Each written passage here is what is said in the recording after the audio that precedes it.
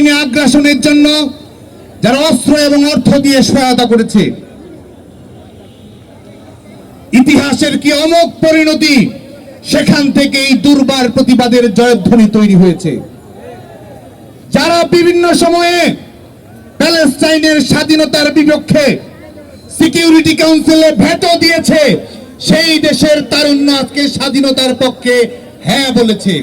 জাতিসংঘে সেসব দেশের সরকার যতবার নো নো বলেছে, মার্কিন যুক্তরাষ্ট্রের প্রত্যেকটি বিশ্ববিদ্যালয়ের শিক্ষার্থীরা প্যালেস্টাইনের স্বাধীনতার পক্ষে তার চেয়ে অনেক গুণ সরে ইয়েস ইয়েস বলেছে প্যালেস্টাইনের স্বাধীনতার পক্ষে। আজকে বাংলাদেশের ছাত্র সমাজের পক্ষ থেকে পৃথিবীর বিভিন্ন দেশে প্যালেস্টাইনের স্বাধীনতা আন্দোলনের পক্ষে যারা কথা বলেছে, আগ্রাসনের বিরুদ্ধে যারা লড়াই করেছে, পুলিশি হামলার শিকার হয়েও যারা প্যালেস্টাইনের স্বাধীনতা আন্দোলনের পক্ষে তাদের কণ্ঠ উচ্চারণ করেছে, তাদের প্রতি বাংলাদেশের ছাত্র সমাজের পক্ষ থেকে আমরা সংহতি জানাই, অভিনন্দন জানাই। প্রিয় বন্ধুগণ, আপনারা জানেন যে 2023 সালের অক্টোবরের সময় থেকে গাজায় নতুন করে কিরকম ভাবে মানবতা বিরোধী আক্রমণ পরিচালনা করা হয়।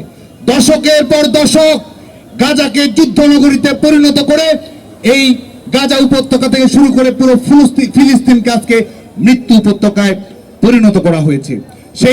সেই আন্দোলনের ধারাবাহিকতায়, ইন্তিফাদা আন্দোলনের ধারাবাহিকতায় মার্কিন যুক্তরাষ্ট্রের শিক্ষার্থীরা গত 17 এপ্রিল থেকে কলম্বিয়া বিশ্ববিদ্যালয়ে, যে এই কলম্বিয়া বিশ্ববিদ্যালয় ভিয়েতনামের যুদ্ধবিরোধী আন্দোলনের সূচনা করেছিল, সেই বিশ্ববিদ্যালয়ের শিক্ষার্থীরা প্যালেস্টাইনের স্বাধীনতা, প্যালেস্টাইনে যারা আগ্রাসন চালায় তাদের প্রতি সমর্থন দান এবং মদত দান বন্ধ, যেসব প্রতিষ্ঠানে মার্কিন যুক্তরাষ্ট্রের বিভিন্ন বিশ্ববিদ্যালয়গুলো তহবিল রক্ষা করার মাধ্যমে অর্থনৈতিকভাবে লাভবান হয়, কিংবা যেসব প্রতিষ্ঠান সেখানে অর্থায়নের মাধ্যমে সুযোগ সুবিধা লাভ করে, যেসব প্রতিষ্ঠানের অর্থায়ন থেকে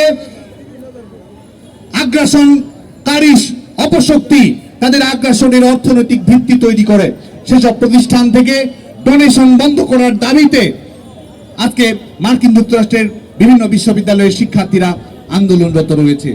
আমরা দেখেছি যারা গণতন্ত্রের মোড়ল, যারা বাক স্বাধীনতার সার্টিফিকেট দেয়, যারা বলে দেয় যে কোন দেশটি গণতান্ত্রিক, কোন দেশটি অগণতান্ত্রিক, যারা বলে কোন দেশে কম গণতন্ত্র, কোন দেশে বেশি গণতন্ত্র, যারা গণতন্ত্রের টেন্ডার নিয়েছে সারা জীবনের জন্য, যারা সব সময় ফ্রিডম অফ এক্সপ্রেশনের কথা বলে, যারা একাডেমিক ফ্রিডমের কথা বলে, যারা রাইট টু প্রটেস্টের কথা বলে, যারা পিসফুল অ্যাসেম্বলির কথা বলে, আমরা দেখেছি তাদের মুখোশ কিভাবে উন্মোচিত হয়ে গেছে। আমরা দেখেছি মার্কিন যুক্তরাষ্ট্রের 140টি বেশি বিশ্ববিদ্যালয়ে যখন আন্দোলন চলমান রয়েছে, সেখানে 2500-এর অধিক শিক্ষার্থীকে গ্রেপ্তার করা হয়েছে। আমরা দেখেছি কৃষক আন্দোলন করার জন্য শিক্ষার্থীদের উপরে সাসপেনশন নেমে এসেছে। বাংলাদেশের শিক্ষার্থী মাইমুনা ইসলাম নুহা, আপনারা জানেন যে কলম্বিয়া বিশ্ববিদ্যালয়ের নিউরো সায়েন্সের 3য় সেমিস্টারের শিক্ষার্থী, শুধুমাত্র স্বাধীন প্যালেস্টাইনের পক্ষে কথা বলার জন্য মার্কিন যুক্তরাষ্ট্র ঘোষিত ফ্রিডম অফ এক্সপ্রেশন প্রকাশ করার জন্য আজকে তাকে সাসপেনশনের আওতায় নিয়ে এসেছে। সাউদার্ন ইলিনয়েস ইউনিভার্সিটির শিক্ষক স্টিভ তামারি তার শিক্ষার্থীদের বাঁচানোর জন্য, পুলিশের হাত থেকে বাঁচানোর জন্য সামনে গিয়েছেন, পাঁজরের হাড় তার ভেঙে দেওয়া হয়েছে।